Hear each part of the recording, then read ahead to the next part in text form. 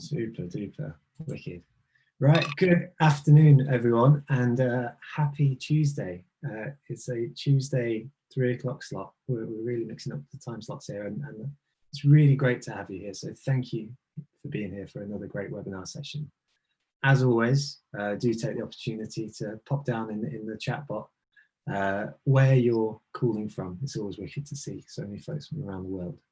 To briefly explain why it looks like I'm in the world's darkest room, about 3 minutes before this webinar started, then the whole of ground force descended outside my window, and there's now a stream of like 100 men with strimmers, it seems like, cutting the grass outside the houses opposite. So I now have a duvet over my window, hopefully soundproofed, but if I am not, then apologies for any background noise.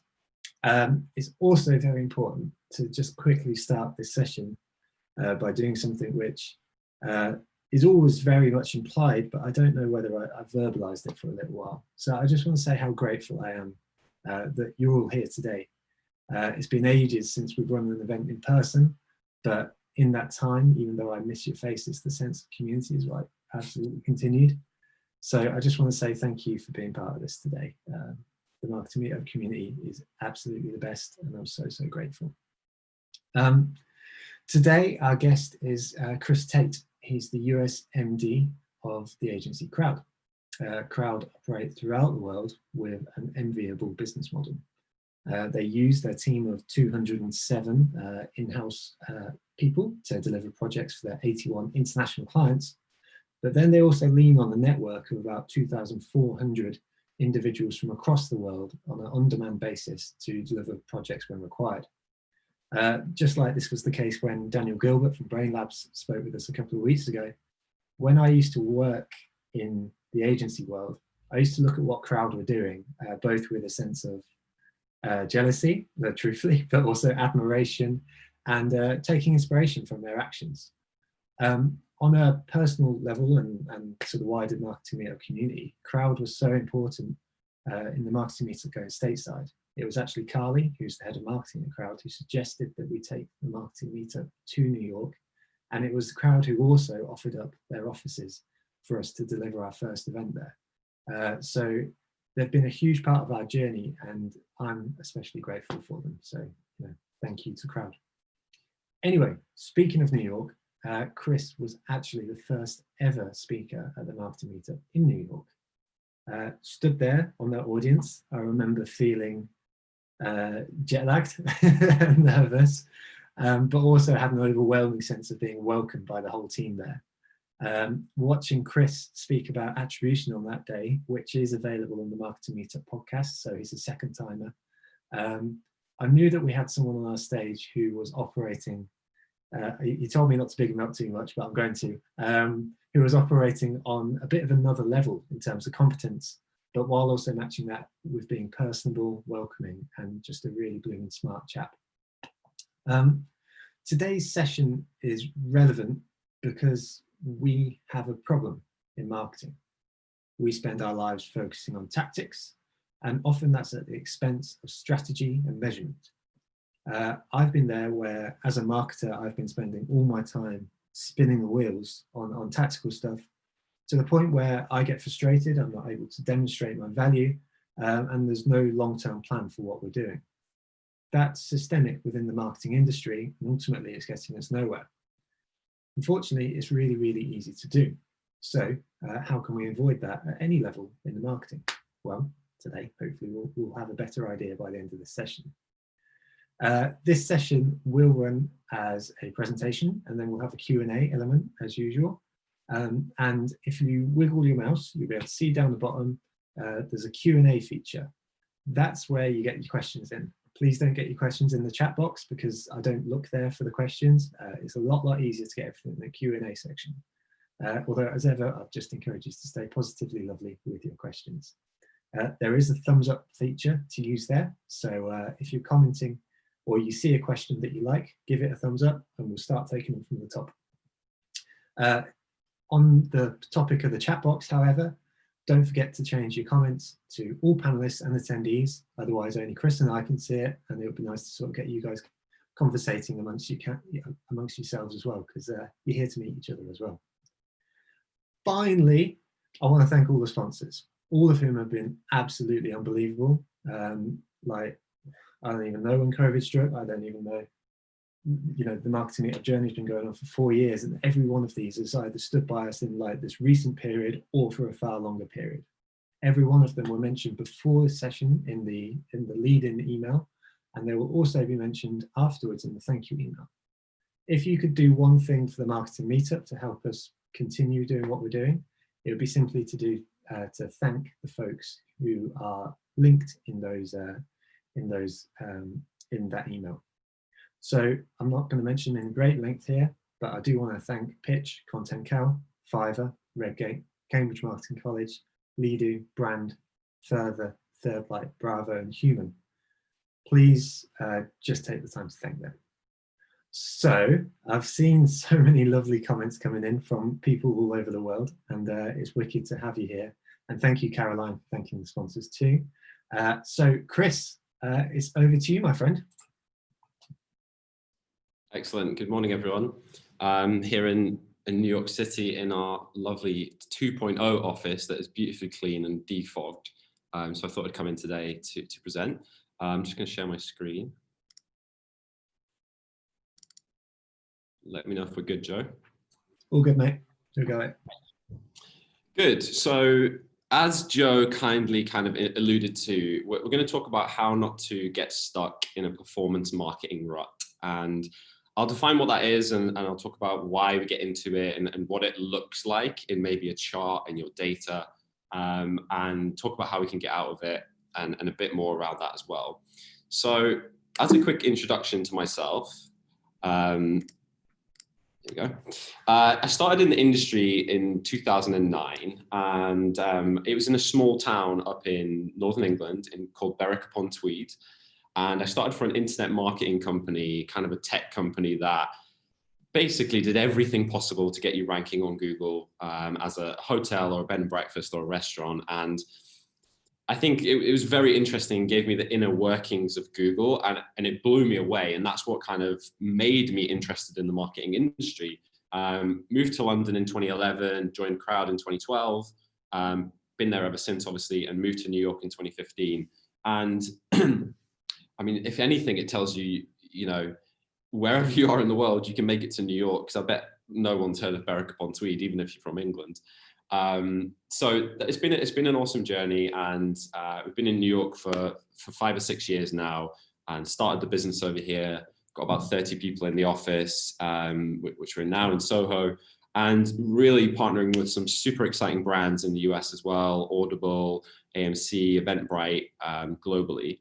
So you can find me on, I mean, most of my time I'm on Twitter, trying not to tweet back to Donald Trump, or on LinkedIn. So please, you know, connect with me, and we can be connections on that.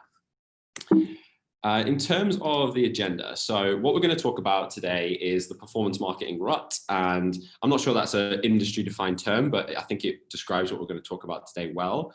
We're going to talk a little bit about the current environment, politics, society, what customers are saying, what the platforms are having to answer for in Congress, the algorithm dilemma, which is a little bit about giving control to their machines rather than taking it back and doing it manually. We're going to talk about strategy and tactics, which Joe alluded to. I'm excited to talk about that one, and some thoughts on measurement as well. And as Joe said, we talked about an attribution session the last time the marketing meetup was in New York, and I thought that was really useful. So I don't want to go into that in too much detail, but more provide a framework and some tips on what we would recommend to brands that we work with. Great. So firstly, what's the difference between a rut and a grave? Just ponder that for a second. So that's a picture of a rut, a tractor tire, effectively. And what's the difference between that and a grave? Well, the answer is dimensions. And it's a bit of a nihilistic start, to be fair, but hard truths and everything. So the point being is that when you're in one of these ruts, the direction of travel is kind of only one way. And you need to recognize that you're in a rut, and you need to recognize that you can't get out of that rut by just testing your way out of it. which I think a lot of people think they can do, right? You know, a new tactic, a new test, A/B, ABC, let's get out of the rut and crack on, our business will be great. Very, very difficult. And so that's what I want to talk about today. Why do we get stuck in it? How do we recognize it? And how do we get out of it? So what am I talking about when I say performance marketing rut? The first thing, and this is just for illustrative purposes, the first thing is that single channels shouldn't be your strategy, right? And I've used Facebook as an example here, but when I started, and certainly when I started at Croud, search was effectively the only thing that worked, right? You knew that someone was searching for you, you could stick an ad there, you could get your organic listing there, it would deliver return, would deliver marketing return. And then Facebook didn't really work back then, but it has emerged as a very good advertising channel, and now it works. And again, the reason I'm doing air quotes for works is because we're going to get onto what works means.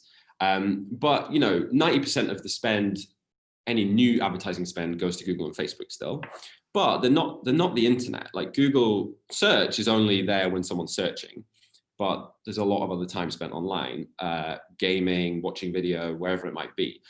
And as you can see from Facebook stats, you know, it is in decline across a lot of different demographics. The one on the right is huge, and this is like a recent study in 2019, but 74% of adults say they've either taken a break for several weeks or deleted the app entirely in the last 12 months. I'm included in that. I don't have the app on my phone right now. I used to use it all the time, of course, but you can't reach me if you want to advertise on Facebook. And you know, only 63% of men. Teens is a huge group that are not really on Facebook. It's declining. They are from lower household income families, even if they're using Facebook. So you've got to be very clear on what audience is on Facebook. And again, I've just used Facebook there. This can apply to any channel.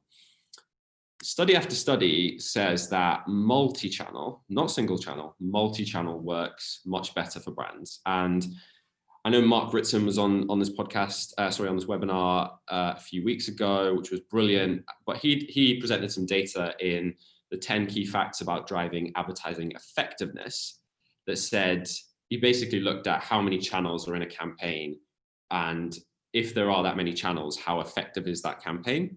So what he saw was, here's an example. Let's say the ROAS for one channel, Facebook, is 1, you're getting a 1 ROAS, just illustrative.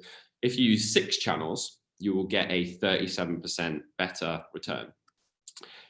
Brilliant. And that only goes up. And he only went to 10 channels, but it only goes up. The effectiveness only goes up. Now, I know it's not easy. You know, you've got to break down silos across your business. You've got to make sure marketing is choreographed and targeted across all of those channels. You've got to make sure that the attribution and the way you track it is somewhat cognizant of what's going on. But the more channels you use, the better results you can drive. And here's an example. It wouldn't be a presentation if I didn't stick a case study in there. It's just a very recent one that happened with a brand that we work with, that we've worked with for 4 years, and we've worked with across loads of different channels. And we recently introduced a new channel, audio ads on YouTube, YouTube Music, I believe, specifically. But the big result was that it drove nearly 5 times more people to search for their brand that had been exposed to the audio ad, which is amazing because we're not expecting people to convert from an audio ad on YouTube, but we are expecting them to convert when they search for our brand. So it's just a very good illustrative example of introducing new channels, making the effectiveness of all of your marketing expand. And I think the equation that Mark used was A times B is always better than 2A or 2B. So for example, you use Facebook and YouTube, it's always better than double Facebook. And that's a very good way of thinking about it, and something to remember when you're a bit nervous about going into another channel. So ruts can happen when marketers think like this. And by the way, they think like this a lot. It's a very linear fashion. It's very, you know, stuck in your way of that. Well, retargeting definitely works because that's over here and people always come back and the ROAS is really strong. But when we do display, it doesn't really work. And there's loads of things in between that sometimes work and sometimes don't work. And I get it, right? These are ways to say, yeah, retargeting is really good, but it's obviously good because people have been to your site and you're blasting ads in front of them until they come back and convert. So if you're thinking like this, ruts can start to happen. Don't think in this kind of linear way. I want to put it in there because it is how people think, and it's frustrating, but it's happening. So let's address it. You'll start seeing charts like this. Love this chart, made it myself.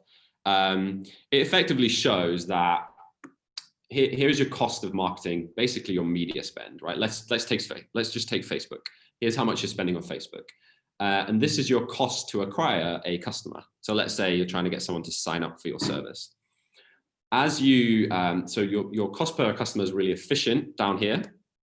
And as you scale your marketing, the cost per customer gets really expensive, and therefore everyone panics. They get their marketing more efficient, stop spending. It comes back down to this level where you're like, great, we've cracked it. Our CPA is good. Let's start spending again. And it happens again. And this happens all the time. I bet you've seen charts like this. And it's like, we need to pull back because our CPA got really expensive. And this is a simple chart. So if you're seeing this, you're probably in a little bit of a rut. And here's a real life example from a client. And what this shows, so apologies if you can't read it, but I'm going to tell you. So the blue is effectively their baseline e-commerce sales when they are not doing a sale, money off, when they are not doing a new product launch. Yellow is a big sale, green is a small sale.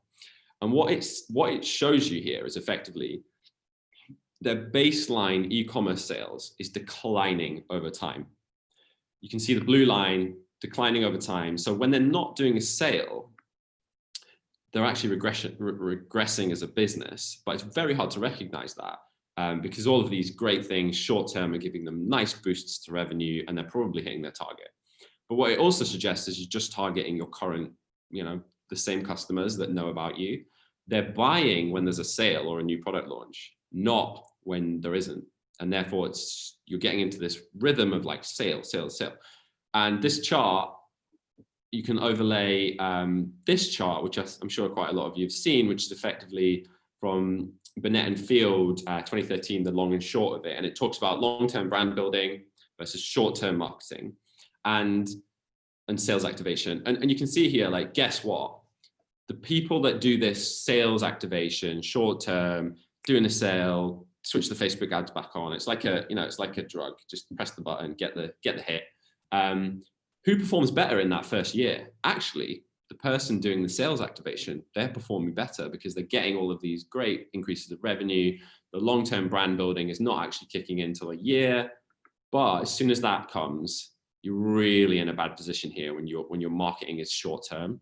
And this is what's happening in this chart behind here. So you've got to be looking at this longer-term brand building alongside the short-term activation. And I think the perfect mix is 60% long-term, 40% short-term.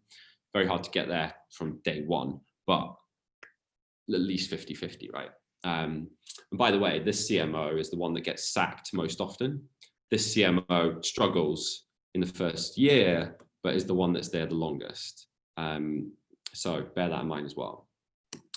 And while we're on short-term thinking versus long-term thinking, these are all questions that people have asked me in the last month that I've noted down because I knew I was going to be doing this webinar.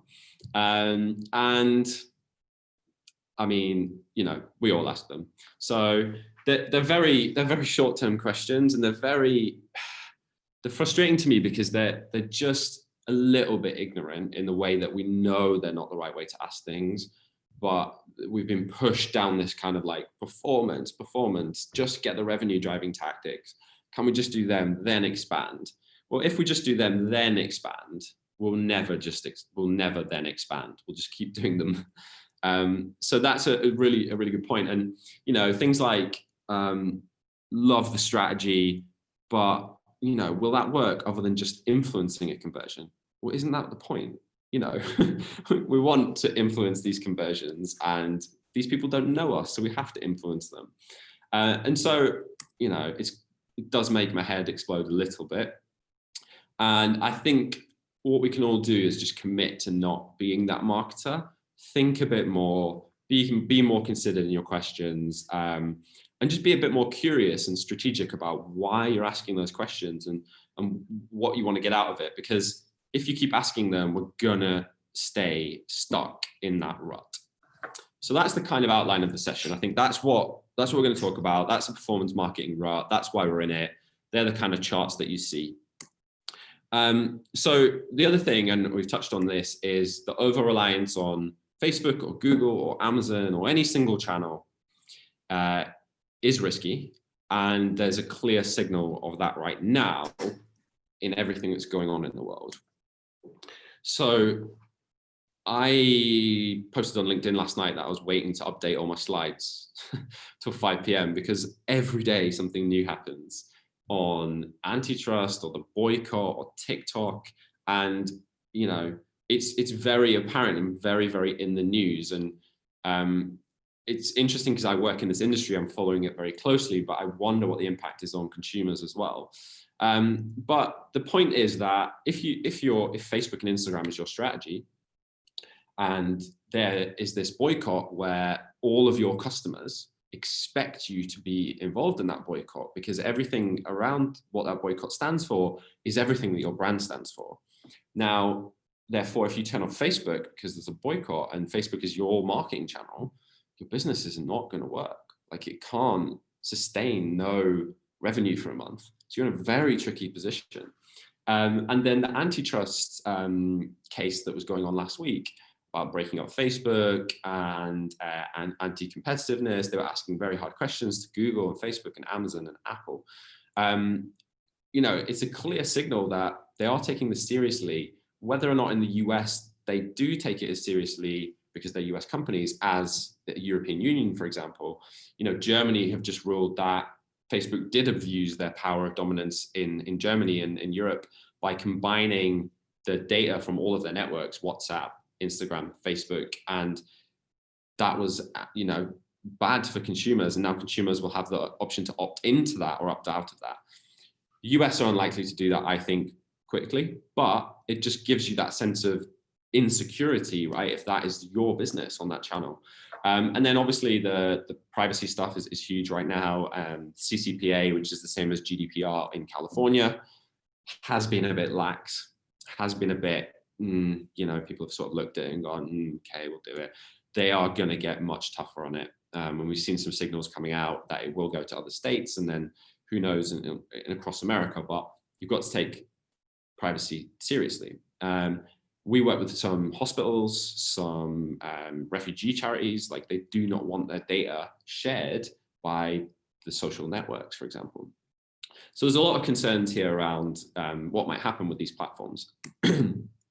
Obviously, the TikTok bans are gathering pace. And this was the slide that I was thinking about updating. I didn't end up doing it, but you can see that, you know, Trump can say something to reporters on Air Force One in between his golf visits, and don't want to get political or anything, but you know, he can say something and things can change like that.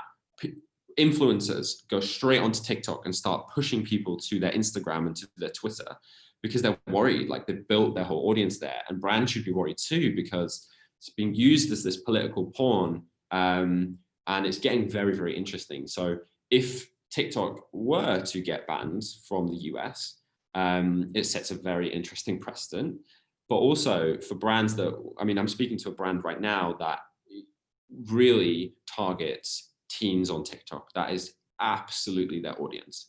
And until a week ago, we were like heavily going into that as our kind of basis, as our strategy. And in a day, that can change. So we've got to be very careful. We've got to look at other channels. We've got to take the risk away from one channel. And we live in this kind of society that we all kind of, you know, mill around and we go to work and we get our coffee and we go on Facebook and Instagram and we think everything is stable, but it's just an illusion. Like, it can all change in a day. And I think, to be honest, we all know that now, 2020. I heard that aliens is next, so be prepared. And then the last thing to sort of mention on this is brand protection. So with all of our advertisers, I mean, some more than others, for example, hospitals are very, very cognizant of where their ads appear online. And if, what we've seen with some of these brands is that they're not prepared to advertise on some platforms, that they can't control a blacklist, a whitelist, where they're going to appear, how that can be construed. Like, with the way these algorithms work, they're probably not going to show your content against Black Lives Matter or coronavirus content, because contextually that could be a bad thing. But actually, more and more brands are seeing that that's quite nuanced. And if it's the New York Times writing about coronavirus, your brand might want to appear there. So you have to train these algorithms or have manual controls to be able to say yes or no. But we've all seen that this can go very, very wrong in a second, right? People can screenshot your ad, post it on Twitter, and your brand looks very bad. So it's something to be aware of, and it does, again, just limit the channels that we can go on. The other thing to talk about in this kind of control v not control and diving in all on one channel versus multiple is the machine learning and algorithmic kind of optimization methods of the platforms. And we all lean on the machines a lot. I think Facebook and Google and Twitter and Snapchat, they're all using algorithms to optimize. They're all using that opt-in data from all of their consumers and how they use the platforms in order to optimize. And, there are good, bad for this. The good is that it normally works pretty well. So why wouldn't you? And we can't, I can't do that much optimization. Like, I can't know that that person just searched that term and is online searching another term and visited that website yesterday and then upped my bid 10% on that person. But the algorithms can do that. So therefore it makes sense to use them. So I understand we use them, we have to lean into them. The way that Facebook, Google, etc. are going, they're pushing us to use them.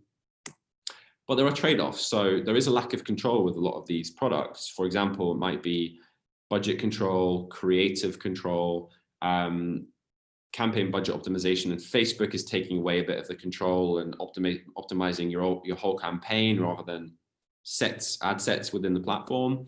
And then Google Smart Shopping, which is relatively new product, but more using Google Shopping across the internet, whether it's on YouTube or display ads, in Gmail, etc. And it's using the algorithm to optimize for you. You are lacking control there. But Google and Facebook are pushing people to use those products. CBO has been paused a little bit, and they haven't pushed it on people. You can still not use that if you want. But again, that leads to a lack of transparency. And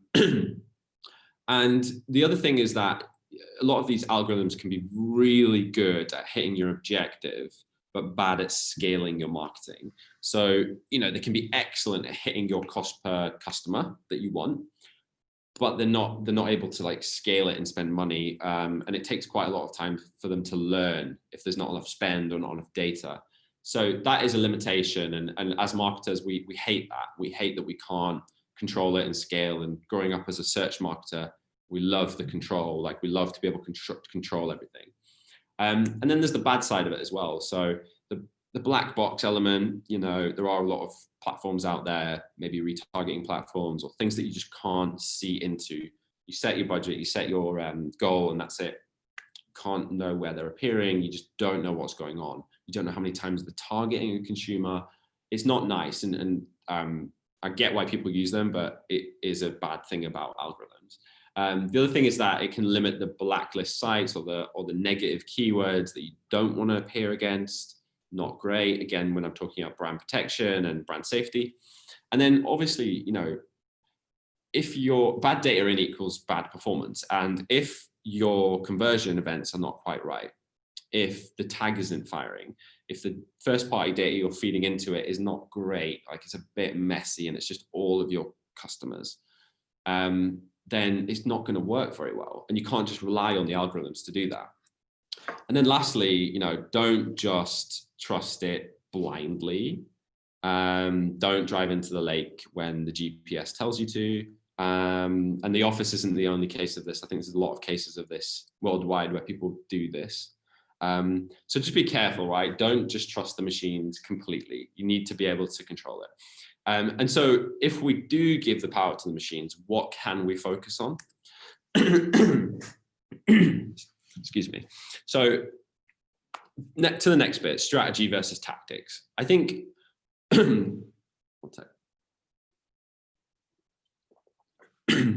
one of the big things that is happening is that we're focusing on these tactics, and we're focusing on these short-term hits to our sales, and we're focusing on things that we think are going to work quickly, and it's all short-term thinking, and it's tactical. It's very tactical, and we have gotten into this pattern of doing it, and no one's really taking a step back and looking at why we're doing it. So I actually think a lot of the time when people are talking about tactics, they think they're talking about strategy, or maybe they are talking about strategy in their mind, but they're actually talking about tactics. And these two get interchangeably used a lot in advertising, and it can be very tricky. It can be very confusing for everyone, but it is worth just remembering what each of them are. And I'm sure, I mean, again, it's very basic, but it's worth just stating this. Strategy, of course, looking at your long-term goals, how you're planning to achieve them, your mission. Tactics are the things that are going to get you there, right? The key actions that are going to make you hit your strategic objectives. In other words, Facebook. So you shouldn't really say, what's the Facebook strategy? It should be, what tactics are we using on Facebook to hit our strategic KPI? Bit more of a sentence, but correct. And I think the key point with this, quote, this isn't new. 2,500 years ago, people were talking about this. They need each other, right? You can't do strategy without tactics. You can't do tactics without strategy. They're a bit pointless without each other, right? Because you're just sort of navigating nowhere. And so this is a really good quote. Strategy without tactics is the slowest route to victory, and tactics without strategy are just noise before the defeat. Kind of plays into that performance marketing rut term as well. So a good framework to remember, and just a reminder of what goes into each. I think when you peel back the spreadsheet or the Google Slides deck that someone's come up with and say, well, what is this trying to achieve? Like, what are the objectives? What's your budget? How are you measuring it? Most of the time, like, not really sure on that, but Facebook ads. So, just remember what these things are. When you're diving into like trying to achieve something for your brand, have you looked at what the competitors are doing? Have you done a simple SWOT analysis, right? These tools have been around forever. Have you done the 4 Ps? Have you defined a target? Like, what's the target that's going to make your successful business? And a lot of people come to Croud or me and say, well, we don't have a target. You guys give us that. And that is fine. That is our job. But I don't think it's that hard. I think you can work things back. You go, what do we need to hit for this to work? Like right at the top. Clearly we can't lose money. Like no business can lose money for a long time. What do we need to do? And work it all the way back to say, okay, that's what we need. This is how many customers we need. This is how much we can afford to pay for a customer. Therefore, this is our budget. Work out your timeline on that. At the start, you're going to have to invest. If you keep investing for that 3 months at the level of it not working, then it's not going to work. So tell me what you need. Tell me how it's going to work. And then work on the tactics of how to achieve that. And I think that's the very important bit. Have the things on the left. Make sure you've thought about it before you dive into tactics, Facebook strategy. You see, I just did it, Facebook strategy. Before you dive into what you're doing on these channels. And tactics are pretty clear. Lifecycle CRM, PPC, content marketing, Google Shopping, TikTok, etc. And there are loads of nuances of each one of them because there are many products on each platform. This is when I was doing sort of a bit of research for this talk, and this was probably my favorite quote that I came across. And it's from a book called Good Strategy, Bad Strategy by Richard Romelt. A good strategy doesn't just draw on existing strength, it creates strength. So what I took from this is that your strategy can't be to just do the tactics that work and keep doing them, because you're going to deplete yourself over time. And in the same way, if you want your strategy to strengthen itself over time, so you should choose tactics that reinforce and build strength as they are deployed in your marketing strategy. And they do require upfront costs, but as they proceed, you don't see this kind of like up, down, up, down, up, down. You see the long-term brand building. And if one falls down, if TikTok gets banned, your business still works, your marketing strategy still works. Other channels rise up and support that one that's failing. And so a good marketing strategy doesn't lean into existing tactics that work. It creates strength by building brand awareness, expanding your audience, and scaling your business, is the modern quote of that one. But be careful, because new tactics don't always equal success, and you have to be clear on why you want to do those new tactics. So this is a simple kind of illustration of a client that we worked with a few years ago. And they were doing really well, D2C, selling products on their website direct to consumers. And then they started introducing some niche kind of reseller agreements with the likes of Amazon and Sephora and people like that. And they noticed it was doing quite well, so they started ramping it up, the orange line, in Q4, ready for the sales, Black Friday, Christmas. But what we lost as the brand was all of the control over price and promotion, and we didn't have any incentives to bring customers back. So customers just went shopping at Amazon and Sephora and everywhere else, and we lost all of the business on the site.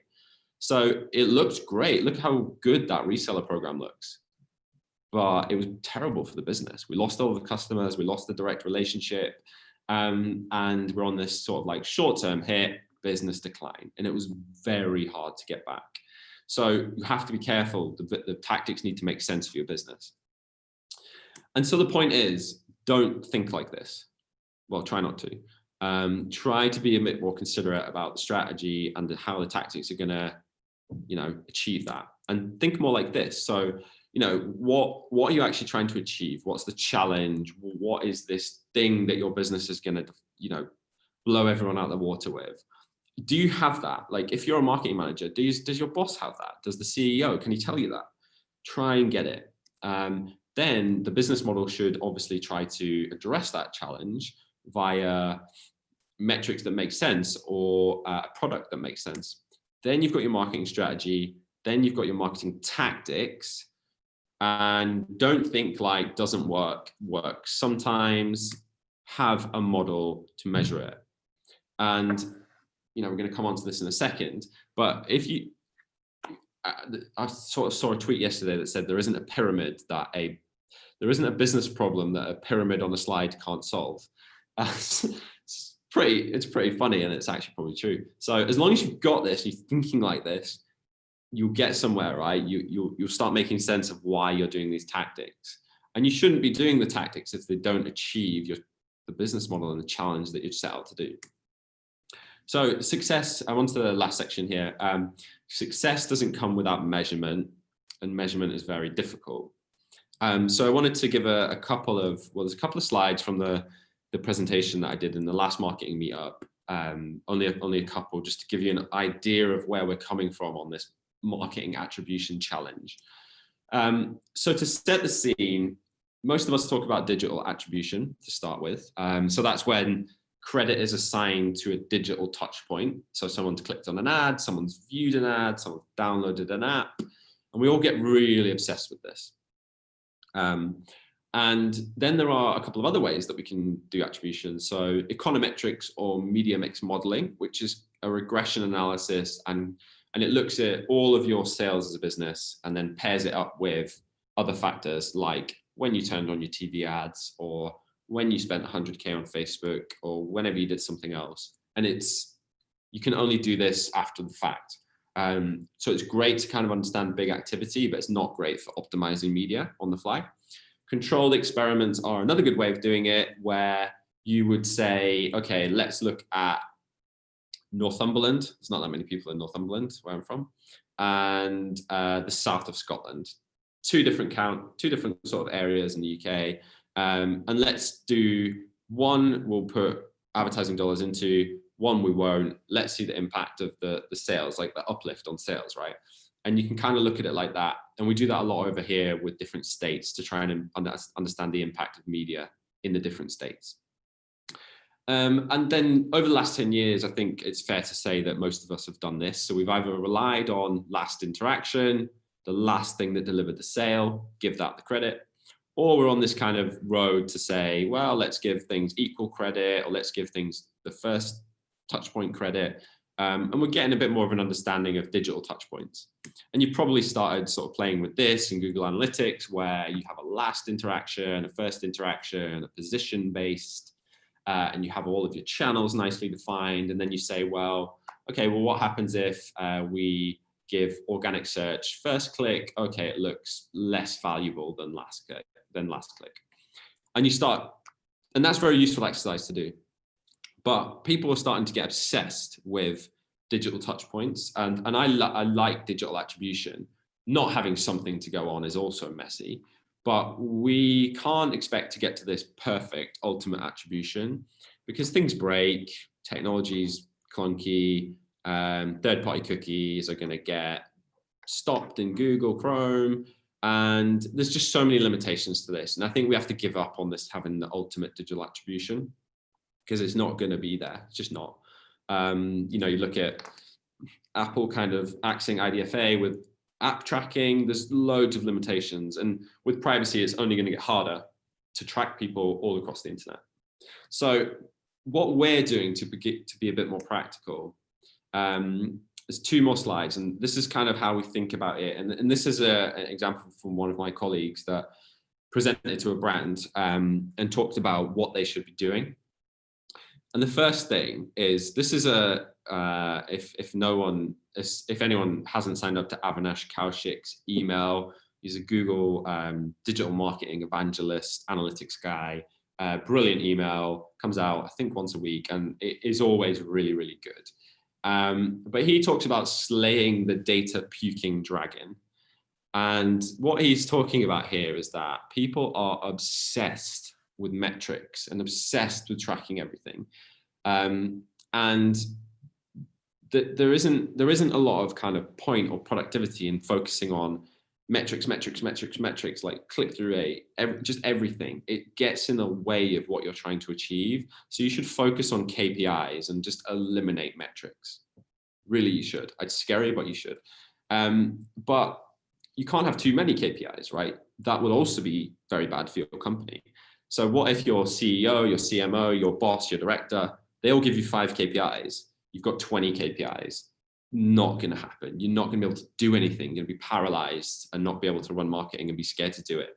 But also, you know, I think one of the key things that you should remember is to have one objective, one moonshot, what this business is going towards. And if someone can't tell you that in your business, then you're in a little bit of a pickle. Because then how can you create all your KPIs if you don't know what you're trying to achieve, other than your little sort of box over here where you do some paid search?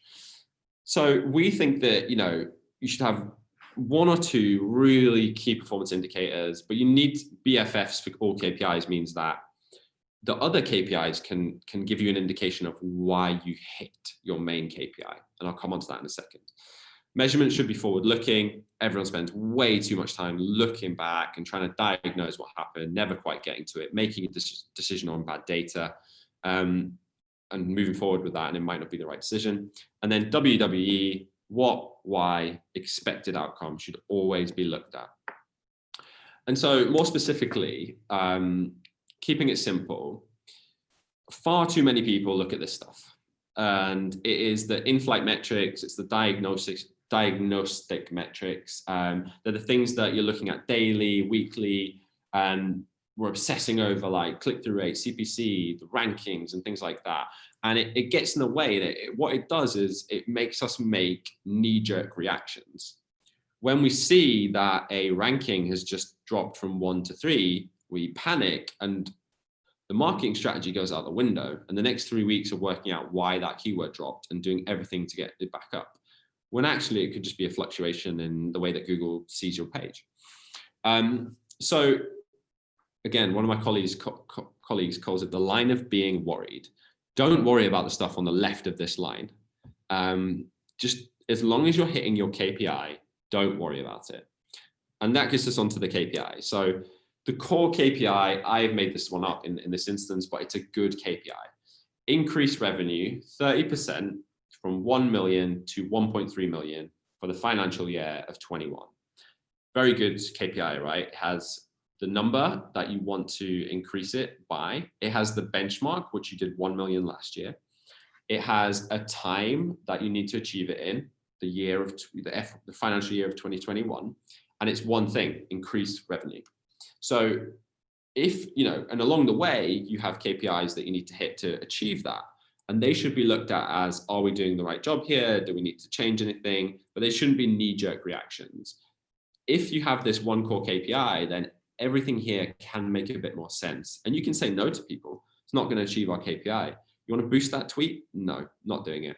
There's so many things that you can start going, it's not going to hit the company KPI. And it's very hard to argue when people say it's not worth doing.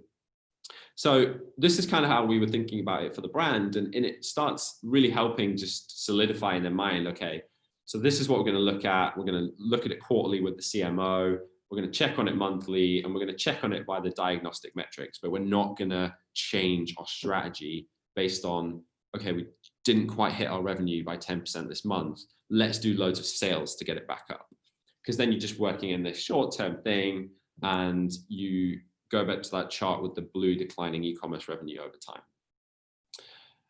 So hopefully that's helpful. There's a lot of nuance to tracking, but it's key to try and get it as simple as possible. And then you should always have your moonshot as well, right? Gives you a bit of hope, gives you direction, gives you something to aim for, which might be market share. Again, you need to define it. Don't just say market share. So let's wrap this up. What we talked about, are you in a rut or a grave? Recognize it, understand you're in it, work out how you can get out of it. Don't get stuck in that kind of linear, this channel works, that channel doesn't work way of thinking. And try very hard not to rely on one channel or two channels for your strategy just because they work. Remember, tactics v strategy, but be deliberate in your language, be deliberate in your thinking, be deliberate in your planning. And then measurement's hard. I know it's hard, but have a framework that you can hold yourselves accountable for. And if you have that, then your job becomes easier because you can say yes, you can say no, you know what you're aiming for. And try and have fun. I mean, it's hard, but we'll try. And that's it. Brilliant, dude. That was amazing. Like from start to finish, and like I think the quote right at the end there, where you were saying about don't change the strategy to match the short-term metrics. The fact that you brought it all the way around from start to finish was, yeah, pretty bloody incredible. So thank you, dude. There was so much there, but incredible work. And likewise, we've had some folks saying stuff like, get me these slides now because it was that good. So just brilliant work. We've got about 10 minutes for questions. Do you mind if you stop sharing your screen, mate, and we'll see your lovely face? There we go. Sweet. So we've got a number. I'll take them from the top, but I also might throw in a few of my own as we go. As I say, we've got about 10 minutes, so we'll keep it short and sweet. So the first one's from Daniel, who says, I think we've all suffered with bosses or with clients of bosses who don't buy into long-term thinking. How do we get them to understand long-term strategy compared with short-term tactics? Now, I think this will be largely covered in what you've already said, but as a short and sweet answer, is there potentially even the way that you navigated those quotes, which I'm pretty sure that we've all heard at different points in our careers? I think one of the things that's always worked very well for us is presenting them with the data that just shows them what's happening. Mm-hmm.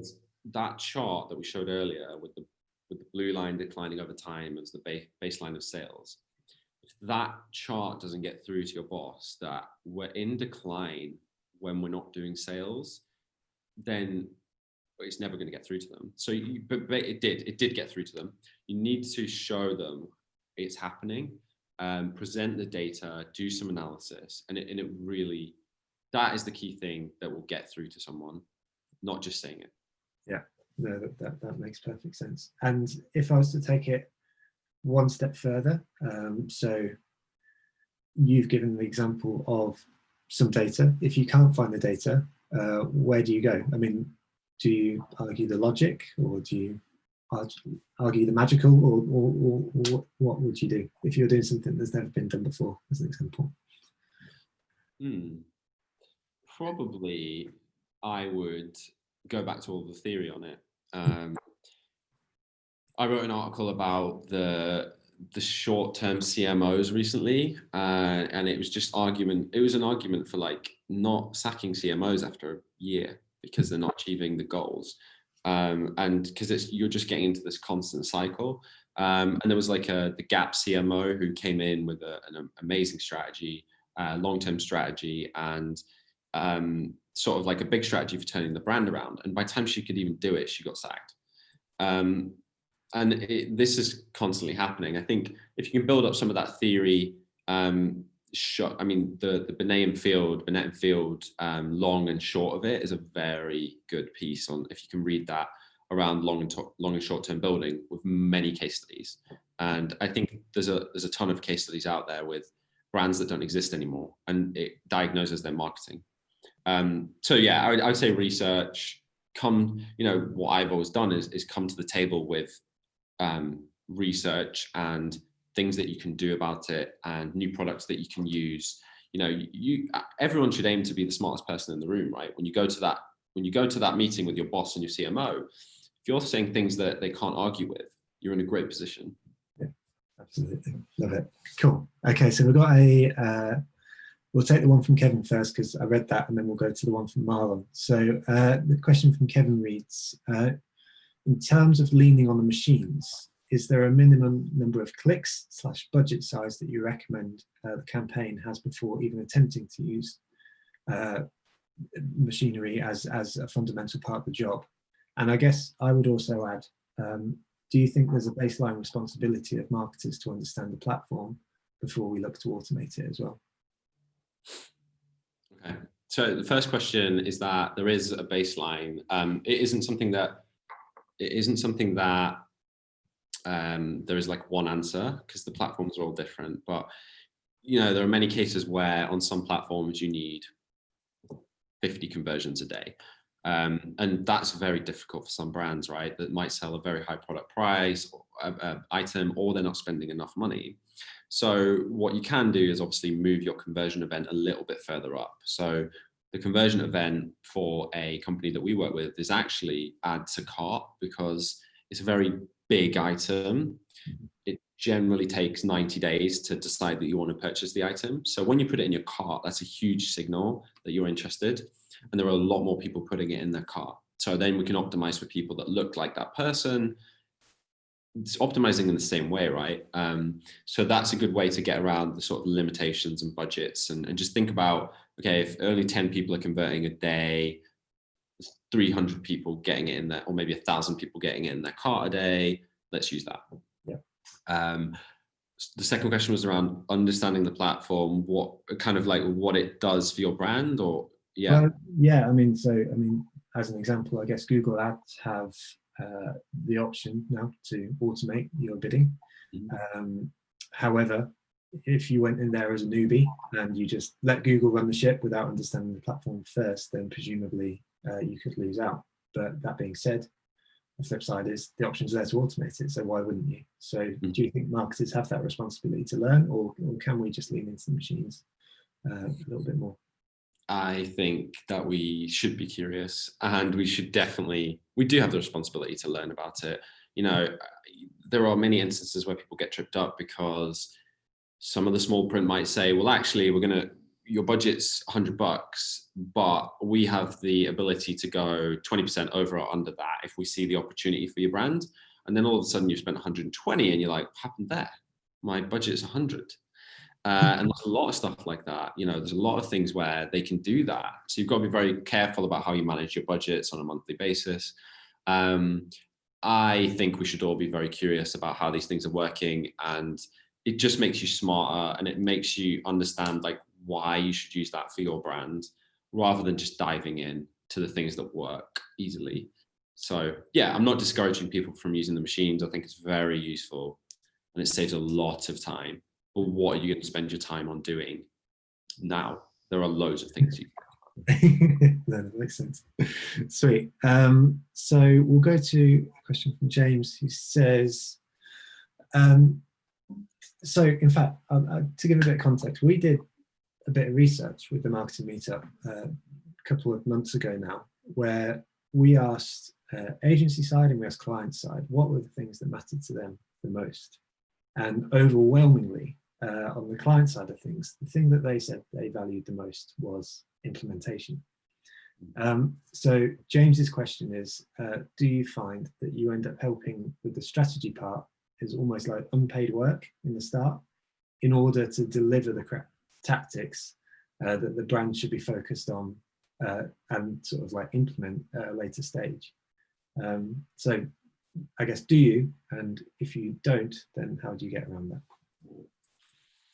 Amazing question. I mean, it's actually spot on with what we have done previously. I think, you know, because we bill ourselves, or previously had billed ourselves over the past 10 years as a performance marketing agency. So people come to us for the channels that are performance marketing and expect performance. Of course they do. That's what we say we do.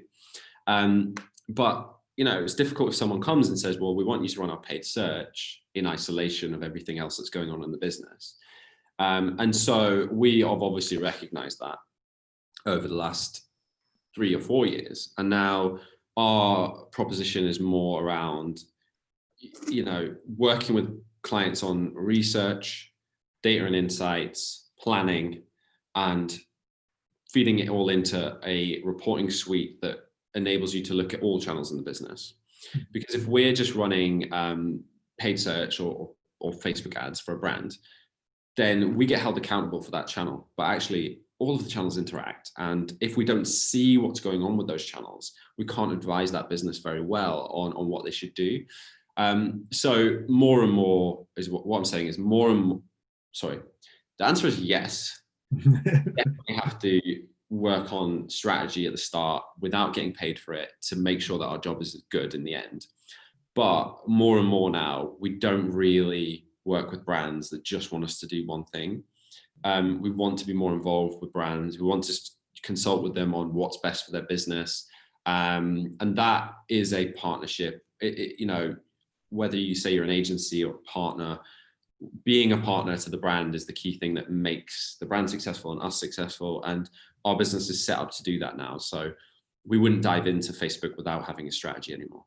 Yeah, that makes a lot of sense. And actually, this leads on nicely to Marlon's question. And I think it will be a largely similar answer in different words, which is, as an agency, how do you ask a marketing department that you're coordinating with to actually go back and reprioritize on strategy? And the words he says is without looking like a smart ass, because you know, it's obviously there's a human element here as well. So how do you manage those relationships with marketing departments? Yeah, it is a tricky one. What we do is we have layers in our organization that match the layers in the client's organization. So you know, in order to convince the CMO that this is not the right way to do things, we can't just keep talking to our day-to-day contact about it. So therefore, you know, I need to have a level where I'm speaking to the CMO or the CEO once a month or once a quarter to diagnose what's going on between our teams and affect change, right? Because if I'm seeing things that my team are telling me that they're really frustrated with because the client isn't doing this or isn't quick enough or is stopping the progress of this campaign, then I have to tell the CMO that that's happening, and that filters down. And it's not about calling people out. It's not about saying that someone's not doing their job, because everyone is busy and most people are kind of a little bit under-resourced in brands. And that's why they use agencies, of course. But what we do is try and affect it on those different levels within the brand. And then it does work. It really does work. Being honest, we never used to do that because we were small and we had to, you know, we would manage a campaign in Facebook. You'd have an account manager. That would be your thing. You know, we'd work with more and more clients and we'd grow and grow. But now we know that that's the way to be successful. You have to manage brands on many different levels and be the partner that you said that you were going to be in the pitch. So that's how we do it. We don't expect to have these conversations every day on the week, on the weekly calls and stuff, and it to happen. It won't. Yeah. That's perfect. And I'll finish off with one question because I need to be respectful of everyone's time, despite it being so interesting. We've got this question from Andrea, who asks, and this again links quite nicely, how do you influence other stakeholders in the business who have a more linear thinking way? So, for example, sales or operations. I mean, we'll focus very much on the marketing teams here. Of course, we interact with other folks a lot here. So if it's a more useful way to phrase the conversation, then potentially how you look at it at Crowd, or you can speak about it more in sort of wider terms, if that's easier. So how do we influence other teams in the business that aren't marketing? Yes, precisely. Yeah. Education, I think, is a big one. So yeah, we need to, what we do for a lot of the brands in the US is monthly education training sessions that are maybe, programmatic display 101, programmatic display 102, give them an understanding of how this stuff works and empower them to be able to do things within their department that could help the marketing teams sell more of their products. One of the big things that makes me think of that question that you just asked me is that some of the brands that we work with, the sales team or the operations team or the merchandising team, still own channels that I would expect marketing to own. That might be Facebook, that might be email, that might be, sorry, not Facebook, Amazon, email, maybe the CRM stuff, and it's not closely tied to the marketing team. And marketing runs the world, right? Like if we can't right now, you'll agree with this. If you can't, no one knows about your product and how good it is and what it does, then what's the point in all of these operations teams that make the business run super efficient? Like you need people to come and buy your product. And so, yeah, education is the big thing for us. And I think the other thing would be just presenting the data on what's happening, giving them the data, say, if you were able to help us with this, why aren't we leaning into Amazon, right? The marketing team don't own it. Therefore, their objectives are drive people to our website. And that's all they're targeted on. But for the business, it makes so much sense to lean into Amazon, but it's not owned by the marketing team. So we have to go and educate, and you have to go and show them the data that says, do this as, your business is going to do better. We're not trying to lose people's jobs, which sometimes it feels like, because you're saying that channel's not working as well, lean into that one. The person that runs email gets very worried. That's not what we're trying to do. We're trying to, there's still going to be a job for them. We're just trying to improve and expand their business. Absolutely. That's wicked. Right. I feel like I've actually been writing down a bunch of questions which we haven't been able to get to, but that's because the talk was so fascinating and there's been a bunch of questions come in as well. So, dude, incredible job. So thank you very much for spending the time, and thank you to everyone that took the time to attend too. I've no doubt that you got a lot of value from it, but thank you all so much for being here. As ever, the talk will be available on the blog afterwards, the Marketing Meetup podcast afterwards. We're running a webinar next Tuesday, as ever, and we've also got Conversation Club on Friday. So thank you, everyone here, for being here today. Please do take the opportunity to thank the sponsors in the follow-up email, and thanks, Kris, for taking the time and putting the effort in. It's really appreciated. Have a good one, everyone. Sweet. Take care, everyone.